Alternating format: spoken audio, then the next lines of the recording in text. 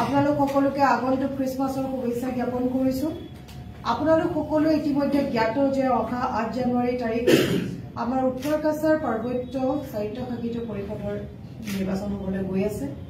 ইতিমধ্যে আমি আমাৰ তালিকা প্ৰস্তুত কৰিছো, প্ৰাৰ্থী তালিকা, আৰু এই নিৰ্বাচন হোৱাৰ আগতে এনে কিছুমান কাৰ্যকলাপ ঘটিছে। তাৰ বাবে আজি আমি আমাৰ ষ্টেট ইলেকশ্যন কমিশ্যন তথা ডিজিপি লৈ আমি দাবী জনাইছো যাতে এই নিৰ্বাচন আগন্তুক এই নিৰ্বাচন ফ্ৰী এণ্ড ফেয়াৰ নিৰ্বাচন হয়। এটা কথাটো হৈছে যে আমি সমগ্ৰ 28টা সমষ্টিতে আমি শক্তিশালী প্ৰাৰ্থী আমি প্ৰক্ষেপ কৰিছো। সেই 28টা সমষ্টিৰ আমি 4টা সমষ্টিত আমি সুযোগ্য মহিলা কেণ্ডিডেট দিছো, আৰু লগতে 18টা সমষ্টিত আমি 25ৰ পৰা 35 বছৰ বয়সৰ উঠি অহা প্ৰজন্মক আমি কেণ্ডিডেটছৰ দিছো। লগতে 6জন আমাৰ 50 বছৰ বয়সৰ সমাজৰ প্ৰতি জনপ্ৰিয় তথা আমাৰ উত্তৰ কাছাৰ জিলাৰ সমগ্ৰ জনজাতি জাতিৰ লগত মিলি থকা লোকসকলক আমি কেণ্ডিডেটছৰ দিয়া গৈছে, আৰু উল্লেখযোগ্যভাৱে প্ৰথমবাৰৰ বাবে এগৰাকী গোৰ্খা সম্প্ৰদায়ৰ লোককো তাতে কেণ্ডিডেটছৰ আমাৰ দিয়া গৈছে। এতিয়া কথা হৈছে আমাৰ প্ৰাৰ্থী তালিকা যেতিয়া প্ৰস্তুত হ'ল, আমাৰ প্ৰাৰ্থী তালিকা দেখি বিজেপি শাসনাধীষ্ঠ বিজেপি চৰকাৰখন ইতিমধ্যে তেওঁলোকে শংকিত হৈছে যে তেওঁলোকৰ যি আহিব লগা ইলেকশ্যন এই 8 তাৰিখত তেওঁলোকে পৰাজয় নিশ্চিত হৈছে। এতিয়া যোৱাকালিৰ পৰা অতি দুৰ্ভাগ্যজনকভাৱে আমাৰ যিসকল কেণ্ডিডেট, আমাৰ কেণ্ডিডেটসকলৰ লগতে আমাৰ পলিং এজেণ্ট, নিৰ্বাচন এজেণ্ট, আনকি কেণ্ডিডেটৰ পৰিয়ালবৰ্গলৈও অপহৰণৰ সংযোগে ভাবুকি আহিছে। ই এক আমাৰ গণতন্ত্ৰত অতি দুৰ্ভাগ্যজনক। আমি সেইবাবে ফ্ৰী এণ্ড ফেয়াৰ নিৰ্বাচন আজি দাবী কৰিব লগা হৈছে, কাৰণ বিজেপি তাতে যিসকল নেতা আছে তেওঁলোকৰ বিভিন্ন ধৰণৰ উগ্ৰপন্থীৰ লগত কানেকশ্যনো আছে বুলি ইতিমধ্যে নিউজে পত্ৰ ওলাইছে, সকলোৱে গম পাইছে। এতিয়া কথাটো হৈছে ইতিমধ্যে আমাৰ 3জন প্ৰাৰ্থী আছিলে, 3জন প্ৰাৰ্থী তেওঁলোকৰ লগত আমাৰ সংযোগ বিচ্ছিন্ন হৈছে। তেওঁলোক এতিয়া কি অৱস্থাত আছে আমি কোনো গম পোৱা নাই। তেওঁলোক সুস্থ হৈ আছে নে নাই সেই কথা আমি জানাটো অতি প্ৰয়োজন হৈ পৰিছে এই সময়ত। আৰু যিহেতু আমাৰ বিজেপি চৰকাৰখনৰ দিনত যিভাৱে আমাৰ এই সাহিত্য শাসিত অঞ্চলসমূহত দুৰ্নীতি কৰিছে, আমি সেই দুৰ্নীতিমুক্ত সাহিত্য শাসিত পৰিষদ গঠন কৰাৰ যি আমাৰ নিৰ্বাচনী এজেণ্ডা আছিলে সেই নিৰ্বাচনী এজেণ্ডা লৈ আমি আহিছিলোঁ। এতিয়া যিহেতু আমাৰ নিৰ্বাচনৰ কেণ্ডিডেট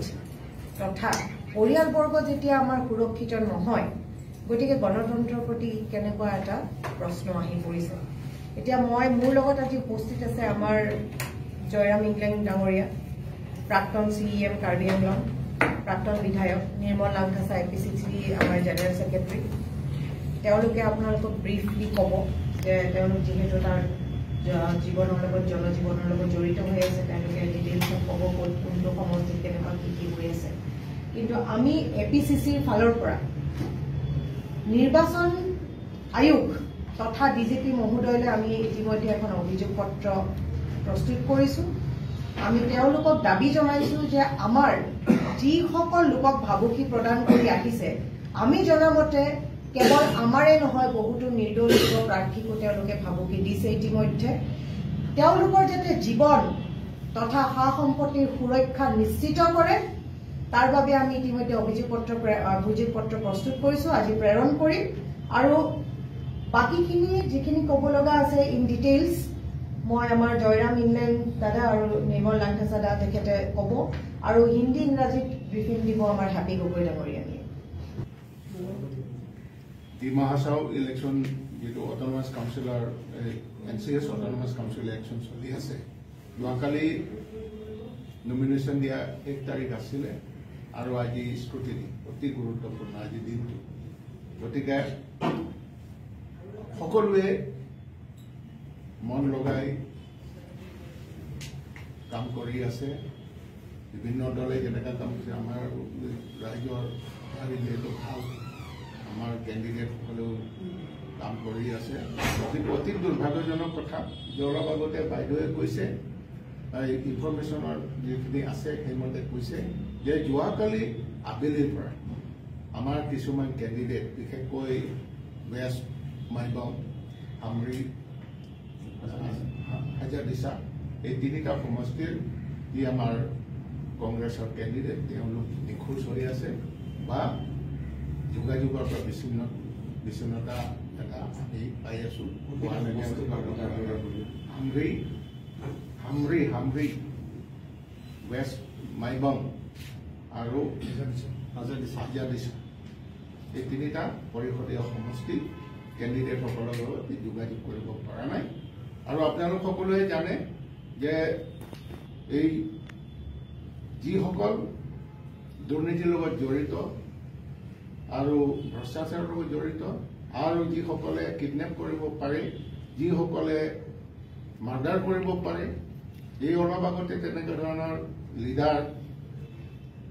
জেলৰ পৰা ওলাই আহিছে আহিয়ে বিজেপি দলত যোগদান কৰিছে আৰু সেই টি ৱাশ্বিং পাউডাৰ তাত মানে সোমাই পেলাই কেনেকুৱা নিকা হৈ গ'ল এতিয়া কেণ্ডিডেটে হৈ গ'ল সেইসকলক সন্দেহজনক অৱস্থাত আমি আশংকা প্ৰকাশ কৰিছোঁ যাতে তেওঁলোকে এটা কণ্ট্ৰল অৱস্থাত থাকে আমাৰ সংবিধানৰ যি আমাৰ ইলেকশ্যন কমিশ্যনৰ যিটো নীতি নিয়ম আছে তাৰ নিয়ম মতে থাকক আৰু যদি থকা নাই যদি এইবিলাক ভাবুকি ধমকি যদি দি আছে অকল আমাৰ কংগ্ৰেছৰে কেণ্ডিডেটসকল দাবী ধমকি খাই আছে এইটো নহয় ইতিমধ্যে আমি খবৰ পাইছোঁ যিসকল নিৰ্দলীয় হিচাপে প্ৰতিদ্বন্দ্বিতা কৰিবলৈ আগবাঢ়িছে তেওঁলোককো ভয় ভাবুকি দি থকা হৈছে গতিকে এই ধৰণৰ অপ্ৰীতিকৰ ঘটনা যাতে নহয় এটা সুস্থ পৰিৱেশত সুস্থ এটা ইলেকশ্যন তাত হ'ব পাৰে নিকা এটা ইলেকশ্যন হ'ব পাৰে তাৰ বাবে ষ্টেট ইলেকশ্যন কমিশ্যনে অতি সোনকালে ব্যৱস্থা ল'ব লাগে আৰু বিজেপিকে আদি কৰি যিসকল আমাৰ প্ৰশাসনীয় মানুহখিনি আছে তেওঁলোকেও উচিত পদক্ষেপ ল'ব লাগে আৰু সময়মতে ল'ব লাগে এইটো দাবী আমি জনাইছোঁ অৰ্থাৎ অপহৰণৰ সন্দেহ কৰিছে কৃষকসকল যদি স্পেচিফিকলি কৈ দিয়ে কথাটো আমি হেৰি কৰোঁ নিখোজ মানে মিচিং আৰু মানে অপহৰণৰ সন্দেহ হৈছে নে কি হৈছে স্পেচিফিকলি কৈ দিয়ে বিষয়টো কি হৈছে তেওঁলোকৰ তিনিজনৰ নাম কি সমষ্টি কি আৰু কি সন্দেহ কৰিছে ইতিমধ্যে মই কৰোঁ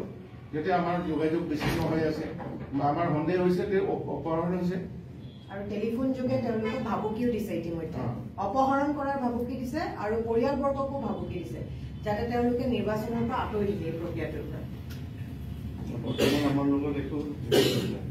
যোগাযোগ নাই আমি যিহেতু যোগাযোগ নাই আমাৰ সন্দেহ হৈ গৈছে গতিকে FIR আজি দাখিল হৈছে কালৈ সন্দেহ হৈছে কালৈকে সন্দেহ হৈছে স্ক্ৰীণ যিসকল তেওঁলোকেতো এতিয়া বাহিৰত ওলাই আহি পেলাইতো কেণ্ডিডেট হৈছে কাৰণ এইটো তিনিটা সমষ্টিৰ ডাইৰেক্ট কংগ্ৰেছ আৰু বিজেপিৰ ডাইৰেক্ট ফাইট এইটো মানে ইহঁতৰ উদ্দেশ্য হৈ গ'ল আনকণ্টেষ্ট বিচাৰি আছে ডেমক্ৰেচিটো বিচৰা নাই